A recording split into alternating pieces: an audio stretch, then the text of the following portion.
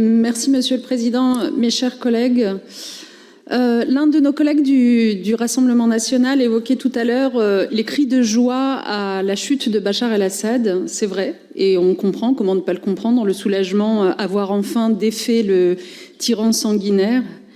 Mais j'ai souvenir aussi qu'à ce moment-là, certains politiques, évidemment à l'extrême droite, mais aussi à la droite de l'échiquier, ici, ont appelé à ce qu'on empêche très vite les Syriens de demander l'asile chez nous, puisque, dixit, maintenant que la situation ne le justifiait plus, pourquoi leur offrir protection? J'ai même souvenir que certains avaient appelé à ce qu'on renvoie très vite des réfugiés syriens qui avaient la protection ici, chez eux, alors que nous les avions accueillis. Alors j'espère simplement qu'à l'aune de la violence qui se déchaîne en effet dans le territoire et contre les minorités religieuses en particulier, il apparaît clairement à tout cela combien sont indignes les propos à l'emporte-pièce destinés à la seule instrumentalisation politique sur une réalité aussi complexe et aussi douloureuse.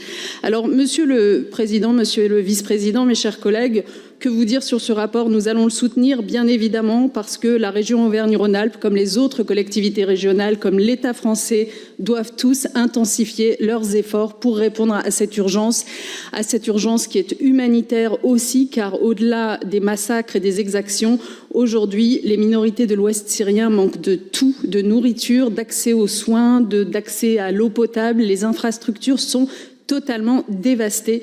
Et donc, oui, nous devons être à leur côté. Mais je rejoindrai mes collègues qui l'ont déjà exprimé. Monsieur le Président, faisons un effort, s'il vous plaît, là encore, pour ne rien instrumentaliser de cette situation. Les minorités touchées par ces exactions vont au-delà de la minorité chrétienne. Merci de le souligner et de l'écrire comme il se doit.